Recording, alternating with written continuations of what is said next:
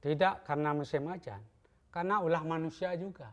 Terlalu egois, eksploitasi alam lingkungan. Hutan diambil, kayunya berlebihan. Ya.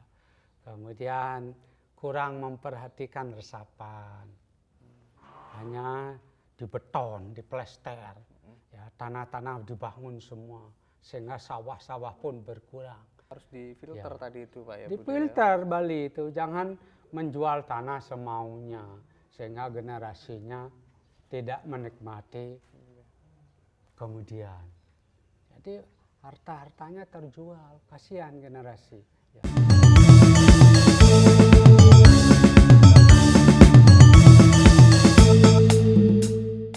Semutan Gema Bali, salam jumpa. Sekarang kita lagi ada di Jember bersama dengan tokoh Jember.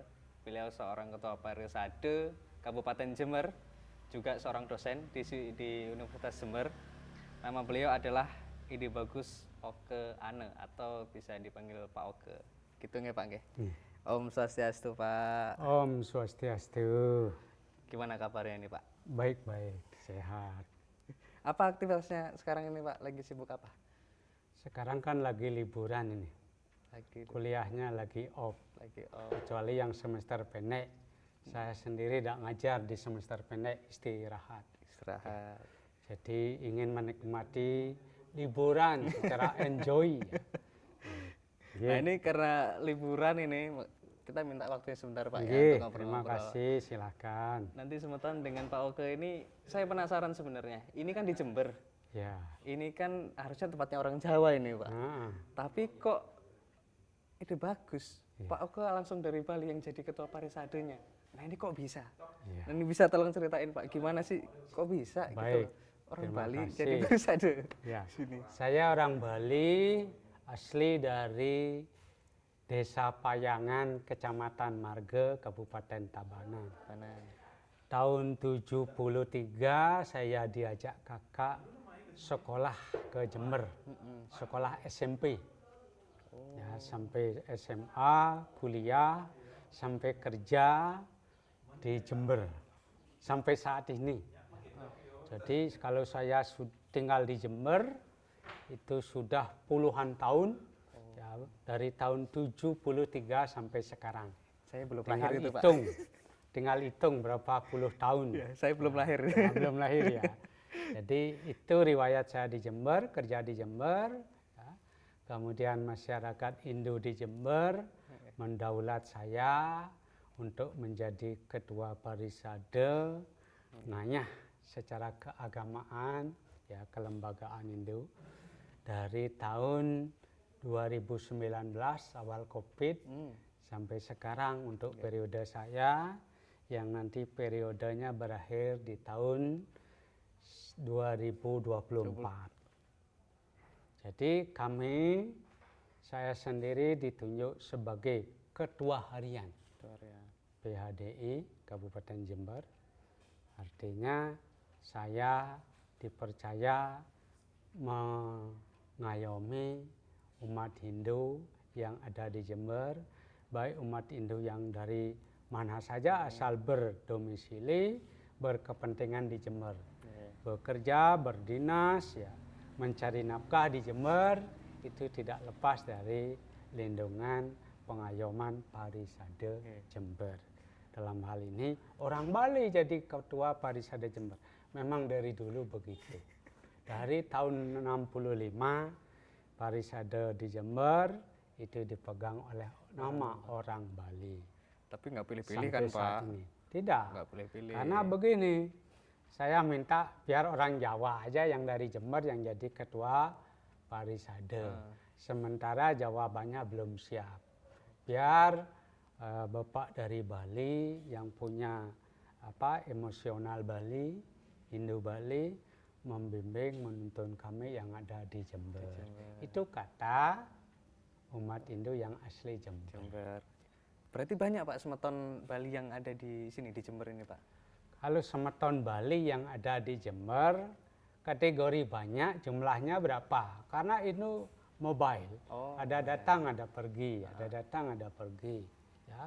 Kalau di kota saya kira-kira orang Bali itu ya tidak lebih dari 100 jiwa. Dalam arti bagian dari keluarga. Yang selebihnya itu orang Jawa. Jawanya mana? Ada Banyuwangi, ada Sidoarjo, Mojokerto, dan sebagainya. Dan bahkan dari Kalimantan juga ada di sini. Ya. Jadi Jember ini muaranya dari berbagai Nusantara. Banyak ternyata. Jember. Banyak suku. Jember ini kabupaten, namun punya lembaga pendidikan universitas negeri itu yang menjadi pendukung ramainya hidupnya Jember. Ya. Jadi mobilitas pendidikan Jember ini klaimnya itu kota santri untuk Muslim. Ya. Kalau nasional kota pendidikan Jember. Karena di Jember itu banyak universitas. Gitu. Salah satunya Salah satunya yang universitas negeri itu Universitas Jember. Dulu namanya Universitas Negeri Jember, UNED. Sekarang negerinya tidak disebut, Universitas Jember. Jember aja. Tapi itu negeri. Ya. Nih Pak, Bapak ini kan sebagai orang Bali, tinggal di Jember, tapi sering bolak-balik ke Bali Pak? Tempo-tempo menurut kepentingan keluarga.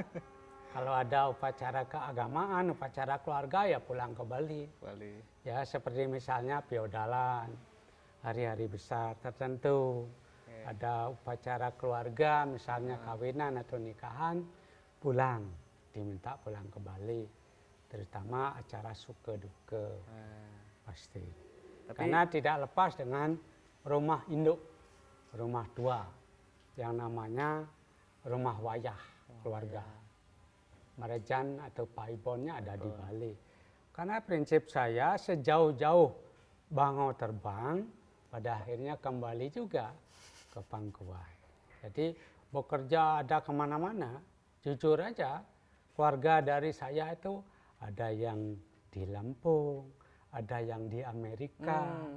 Itu sampai sekarang di Amerika keluarga ada. Nah, jadi keluarga internasional mungkin begitu.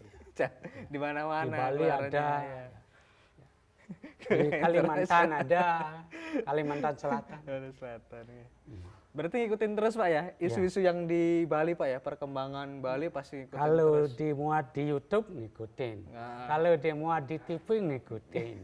Berarti gini, karena itu suatu kontrol. Oh ini terjadi banjir atau terjadi sesuatu ya lewat media itu. Ya, atau mau nelpon keluarga, ada banjir enggak di rumah? Oh enggak, aman. Sebaliknya yang dari Bali juga nelpon saya. Jember katanya begini, di Semeru Agung begini, oh jauh. Jember Selatan banjir, oh rumah kami aman. Sungai Bedadung meluap bagaimana? Aman. Jadi saling mengontrol. Saling kabari. Saling mengabari. Tapi berarti keluarga di sekarang yang di Tabanan aman Pak ya? Aman. Keluarga. Ya, mungkin turut menyampaikan lah Pak, ini kan lagi ada kondisi mungkin bisa dibilang hal yang tidak kita inginkan, bencana gitu. Mungkin bisa sampaikan duka sama duka gitu kan untuk mungkin para korban atau kemudian kerugian yang terjadi akibat bencana ini.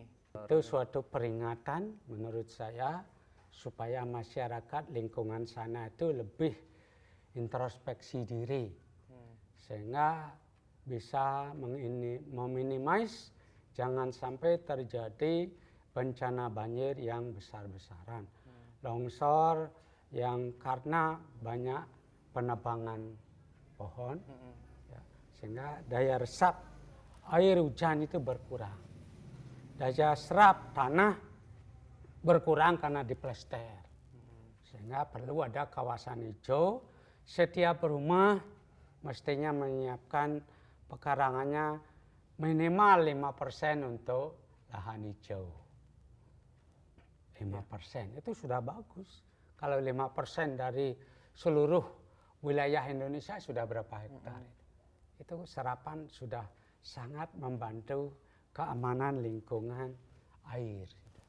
Berarti menurut Pak Oke, hari ini bencana ini bukan hanya karena memang musim hujan aja berarti Pak ya? Tidak karena musim hujan, karena ulah manusia juga. Terlalu egois, eksploitasi alam lingkungan. Hutan diambil, kayunya berlebihan. Ya. Kemudian kurang memperhatikan resapan. Hanya dibeton, diplester. Ya, tanah-tanah dibangun semua. Sehingga sawah-sawah pun berkurang. Nanti ke depan entah berapa waktu lagi, semoga aja tidak, generasi kita tetap tahu mana padi, ya, mana sawah, ya, mana kebun, biar tahu. Ya. Jangan semuanya di mall. Ya, kalau di mall itu semua memang ada, tapi tahukah pohonnya? Siapa yang memproduksi ini? Tidak tahu. Gitu loh. Sangat prihatin generasi kita itu kalau tidak tahu alam. Oleh karena itu perlu dikenalkan lingkungan. Ya. Lingkungan hidup manusia itu dalam Hindu itu konsep Trihita Karana. Ya, harus ada keseimbangan, parahyangan seperti ini, paumahan. Ya. Paumahan itu sama dengan pawongan rumah tangga. Kemudian palemahan itu alaman. Jadi termasuk desa atau banjar, ya, lokasi-lokasi wilayah perkumpulan itu masuk palemahan. Ini harus seimbang. Ya. Ada pada pura itu parahyangan untuk yang widi atau para leluhur. Ya. Tapi kalau menurut Bapak ini kan sudah terjadi nih Pak di Bali. Kalau kita lihat di berita yang kemarin dan beberapa hari ini di Denpasar, Badung, Gianyar, Tabanan, itu kan sudah terjadi banjir semua gitu. Bencana. Harusnya apa sih Pak yang kalau menurut Bapak yang harus dilakukan oleh ya pemerintah atau siapapun untuk karena ini udah terjadi gitu. Ya. Nah, kalau yang sudah terjadi, ya, yang korban-korban itu ditangani. Yang meninggal dimakamkan atau gimana keluarganya, diperhatikan bantuan sosial begitu. Bagi yang belum, ya, artinya jangan sampai terulang-ulang begitu. Memang kehendak Tuhan yang widi itu ya kaitannya dengan penetral itu diciptakan, ada, dipelihara, kemudian ditiadakan. Itu pasti. Lahir, hidup, mati, itu pasti. Proses keseimbangan alam itu. Diciptakan ini juga suatu saat nanti akan ditiadakan. Itu sudah alam. Namanya apa itu? Ya, hukum alam sudah mengatur itu, ciptaan yang widi. Jangan diciptakan saja tanpa pralino, ya, mengembalikan ke asalnya. Kalau manusia lahir terus tidak ada yang mati, bak bumi ini. Akhirnya ya semua begitu. Rebutan untuk lahan begitu ya. Jadi alam sudah diatur oleh Yang Widi, diciptakan, dipelihara, dimusnahkan. Sesuai dengan fungsi Tuhan itu dalam manifestasi beliau itu Sang Yang Tiga Sakti, ya, Brahma, Wisnu, Siwa, menciptakan panas, dipelihara Wisnu, kehidupan, dilina, kembalikan ke asal Siwa, Murti. Itu konsep keseimbangan. Ya. Saya kira itu untuk pandangan Bapak terkait dengan alam ini. Sehingga pesan Bapak, mari kita jaga kearifan lokal ini. Ya. Jangan berlebihan eksploitasi alam. Ya. Kita memang perlu kesejahteraan dari alam. Alam itu dimanfaatkan untuk mengatur, untuk memberikan kehidupan manusia. Tapi egoisnya dikendalikan. Ya. Yang penting lakukan karma sesuai dengan tuntunan agama. Ya. Tuntunannya itu adalah Weda atau pedoman suci Weda. Jadi dharma, dharma, arta, kama. Tiga hal ini tidak bisa dipisahkan. Jadi mari kita berbuat kebaikan. Jangan mencari siapa yang terbaik, jangan. Mari cari siapa yang mau berbuat kebaikan. Artinya memperhatikan apa yang ada di dalam sila Pancasila. Ini akan tendensinya pada moderasi beragama, berketuhanan, berkemanusiaan, berkebangsaan, berkerakyatan, berkeadilan. Iya. Jadi harus itu ada keseimbangan. Ya. Kalau ada masyarakat atau orang yang membutuhkan bantuan, bisa kita bantu, mari kita bantu. Ya. Kalau tidak bisa bantu, jangan menceloteh, mencemooh. Gitu. Jangan suka melihat penderitaan orang lain. Tapi mengelus dadalah kalau ada orang lain menderita. Bagaimana orang lain itu bisa menjadi bahagia. Senanglah melihat orang lain itu bahagia. Itu yang namanya toleransi.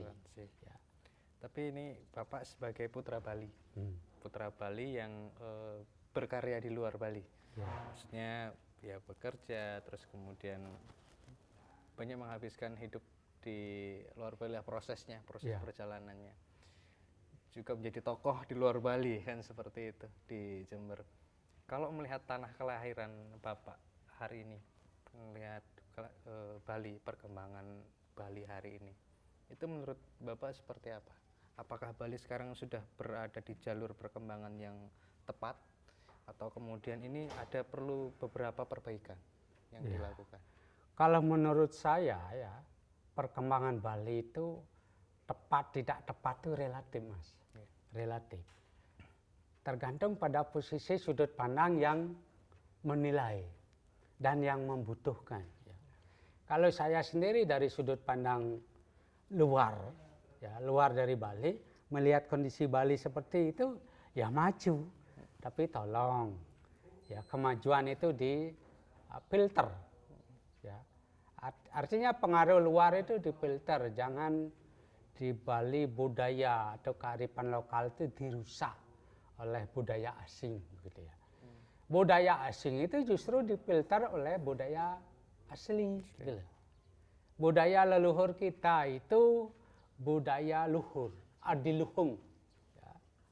Jadi sudah ditata ya dalam Trihita Karana itu dalam sistem Banjar oleh Empu Kuturan itu ada kayangan desa, ya. Pusah Desa Baliagung, itu sudah dia tata. Maksudnya apa? Supaya masyarakat Hindu di Bali itu tidak ego-ego muncul. Jadi tiap-tiap krama adat Banjar itu punya paguyuban untuk kesejahteraan, untuk kedamaian, untuk mendatangkan moksartan. Jadi kebahagiaan itu ada di sini, ya. Bukan diukur dari materi. Si A itu bahagia karena materi banyak, tidak. Ya. Bahagia orang itu tidak banyak keluhan. Kalau orang mengeluh itu orang tidak bahagia. Kalau orang ada senyum, ya, bercengkrama dengan penuh kesukaan, itu orang bahagia.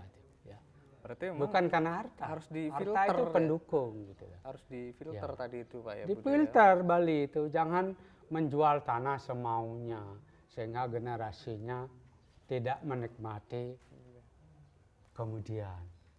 Jadi harta-hartanya terjual, kasihan generasi. Ya. Akhirnya mulai dari nol lagi, begitu ya. Ya. Punya prinsip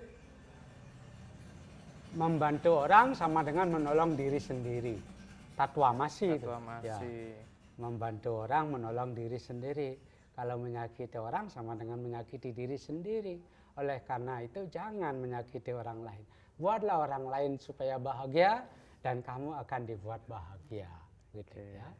Jadi Bali, mari kita beri keindahan, ya. Jangan banyak dijual, ya, tetapi justru Bali itu kalau bisa beli. Ya. Ya. Kan udah beli Pak. Kalau di Bali pemudanya yang laki itu kan beli. Ya. Udah beli. Kalau yang di Jawa pemudanya itu mas. Mas yang di Jawa datang ke Bali dibeli oleh orang Bali. Diolah sedemikian. Masnya. Bukan mas, mas. Gul. Sehingga memberikan suatu keindahan. Namun semua itu, harta itu bisa membuat orang bahagia, bisa membuat orang celaka. Ya. Jadi tergantung cara memanagenya. Ya. Harta mendatangkan kebahagiaan kalau itu diperolehnya diperlakukan dengan benar. Ya. Kalau diperlakukan tidak benar ya itu justru derita yang didapat, tidak bahagia, akhirnya sakit ya.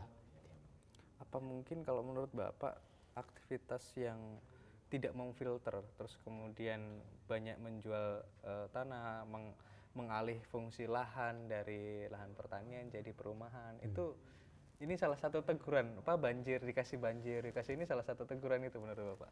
Menurut saya itu salah satu teguran kepada manusia di Bali atau di lain tempat kalau itu bencananya serupa, untuk lebih introspeksi, lebih waspada bagaimana seharusnya kelembagaan itu menata, mengajak supaya lingkungan itu bisa lestari gitu. Lestari itu artinya memberi manfaat sepanjang zaman gitu. Bukan lestari berarti dibiarin begitu saja, tidak. Lestari itu memberi manfaat sepanjang waktu, seperti kalau alam itu ada cagar budaya, marga satwa, itu dilestarikan supaya generasi kita itu mengetahui, oh itu binatang ini, oh itu alam ini dianu gitu. Ya. Jadi sebagai suatu edukasi kepada generasi, sehingga ada mana bangunan yang tergolong bangunan purbakala, masuk tergolong bangunan kuno yang tidak 50 tahun tidak diubah sama sekali, itu masuk bangunan apa? Ya. Cagar budaya itu misalnya. Ya. Kadang-kadang orang, wes kuno nih, dirombak aja. Ya. Padahal itu dibutuhkan. Ciri khas yang kuno itu dilestarikan menjadi cagar budaya. Itu mendapat dana pemeliharaan oleh dinas-dinas yang terkait di bidang itu, begitu ya. Saya kira berarti itu. Kalau menurut Bapak, hal yang paling penting yang harus dievaluasi oleh pemerintah, oleh masyarakat Bali, terus kemudian yang perlu yang paling perlu diperbaiki deh. Kenapa kemudian Bali sampai kemudian jadi seperti ini? Itu apa, Pak? Yang harus diperbaiki kita? Apanya? Kalau memperbaiki itu tidak bisa seketika oleh orang-orang tertentu. Tapi itu harus kearifan lokal itu terjaga oleh rumpun masyarakat lokal. Dalam hal ini kalau budaya agama ya pengurus-pengurus kelompok agama bersinergi dengan pemerintah, ya, sehingga desa adat di Bali itu yang namanya Banjar itulah yang memilter, menjaga, mengontrol masuknya budaya luar. Budaya luar yang bersifat merongrong, no. Kalau yang memotivasi untuk, ya katanya kalau orang maju itu harus ala-ala internasional itu westernisasi, jadi berubah. Yang tadinya tidak bertato. Ini tergantung dari paguyuban pemuda-pemuda di Bali itu namanya Yowana. Ya. Itu perlu diberi pembinaan supaya tidak mudah terpengaruh, bergeser ke hal-hal yang negatif. Ya. Negatif, terutama yang membahayakan itu ya, yang negatif itu pengguna narkoba. Ya. Jadi istilah blok ajom itu supaya tidak muncul. Ya. Jangan sok-sok saya paling jago minum satu duduk itu satu kerat misalnya, minum bir itu. Itu bukan zamannya. Minum arak sampai berkendi-kendi tidak zamannya. Kalau pintar teknologi bisa mengubah, meningkatkan kesejahteraan itu oke. Itu ya. Jadi pendidikannya itu penting. Ya. Memang untuk kaya itu tidak selalu dari pendidikan. Ada orang kaya tanpa pendidikan kaya. Ya. Tapi orang berpendidikan tidak menjanjikan kaya, tetapi minimal bisa mempermudah hidup ini, mengatasi ancaman, gangguan hidup. Oh, yang tadinya begini bisa dengan teknologi seperti ini, begitu ya. Dengan mengingat ya budaya lokal, menyesuaikan dengan kearifan lokal, begitu ya. Tidak bisa dipaksakan di Bali harus budaya Barat karena lebih maju, tidak bisa. Ya, budaya lokal itu budaya leluhur diluhung, gitu ya. Ya. Jangan sampai candi-candi pura-pura hilang. tetap terjaga. Jangan juga Untuk tanah-tanah semua terjual. Ya, tanah-tanah Bali yang begitu sempit kalau secara skala, ya jangan sampai menjual. Memang sesaat, memang bahagia menjual tanah itu dapat uang banyak, tapi itu sesaat. Habis itu menderita, gitu loh. Karena jual tanah punya uang tidak ditingkatkan nilai omsetnya, gitu loh. Justru dihabiskan, menurun nol. Ya. Jadi mestinya itu sekarang kalau jadi orang yang pintar, cerdas ya. Jadi ada orang pintar tapi tidak cerdas. Kalau orang pintar cerdas, ada perubahan kemajuan. Dengan tidak merugikan orang lain. Justru membahagiakan orang lain. Lingkungannya begitu. Itu cerdas. Membaca peluang-peluang yang bisa mendatangkan income untuk kesejahteraan sekitar. Saya kira itu. Ini Mungkin ada lagi? Luar biasa. Masih ada lagi katanya. Ya, monggo kalau masih ada. apa Monggo itu bahasa namanya? Jawa ya. Kalau Bali, bin, malik. Gitu, ya. Gini aja Pak, terakhir penutup dari Bapak untuk semeton kita yang ada di Bali ataupun semeton kita yang ada, semeton Bali yang ada di Nusantara yang sekarang sedang berkarya di luar. Baik. Silahkan Pak. Kalau khusus untuk semeton di Bali, saya himbau, mohon supaya cerdas ya pada lingkungan, jangan terpengaruh sebagian besar karena budaya Barat atau budaya yang menghancurkan generasi ke depan. Artinya, marilah kita selektif terhadap budaya luar. Kita lestarikan budaya yang adiluhung milik leluhur pendahulu kita di Bali. Khusus kepada orang Bali yang ada di luar Bali, bagaimana meningkatkan kualitas dedikasi diri untuk menjaga nama baik ya sebagai orang Hindu, sebagai orang Bali, terutama sebagai orang Hindu, ya, mempunyai peran kepada pemerintah, ya, kepada negara membangun bangsa ini. Ya. Jadi orang Bali itu dikenal dengan perilaku yang sopan santun, jujur. Ya. Mohon berbicara yang sopan, yang santun, ya. Tidak menyinggung orang lain. Ya. Inilah toleransi dalam kehidupan bermasyarakat. Mari kita bersatu ya, dengan duduk, ya, apa istilahnya ramah tamah, ya. Ramah begitu. Ya. Kalau ada konsumsinya menjadi tamah, ya. Jadi kita duduk ramah, bertegur sapa, jangan sampai purik-purikan. Ya. Purik itu bahasa anunya apa ya? Tidak bertegur sapa itu purik, ya. Harus kita tetap senyum, bahagia, ya. Jangan sampai istilahnya ada musuh di luar. Tapi musuh dalam diri itu yang berat. Ya.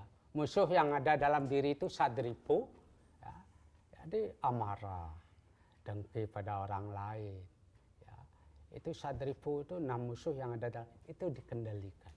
Ya. Kalau musuh yang di luar itu ya memang kita bisa kendalikan. Tapi sepanjang kita tidak menyakiti orang lain. Tapi kalau kita yang menyakiti dulu musuh terus, ya. Jadi himbau, marilah kita tatwam asih. Ya. Itulah slogan kita tatwam asih. Kita ini sesama manusia di bumi ini bersaudara. Dalam bahasanya wasudaiwa kutumbakam. Jadi harapan saya demikian, mari kita berbuat baik. Wasudaiwa kutumbakam, kita bersaudara, ya, jangan mencela, mencaci, menghina orang lain. Ya. Berbahagialah lahir sebagai manusia, karena itu yang paling utama dibandingkan makhluk-makhluk yang lain ciptaan Tuhan. Manusia punya bayu sabda hidup. Trihita karana. Demikian dari saya, kurang lebihnya mohon maaf ada hal yang tidak berkenan, tutur kata kami mohon dimaafkan. Itulah karena manusia selalu punya kekurangan dan kesalahan. Yang sempurna adalah ide Sang Hyang Widi. Demikian dari saya. Om Santi Santi Santi. Oh, Sukses Pak, terima kasih. Sama-sama. Semeton kembali jangan lupa like dan komen ya. Like. Udah, sampai jumpa lagi. Sukses. Semua. Makasih ya Pak. Ateng semua. Ya.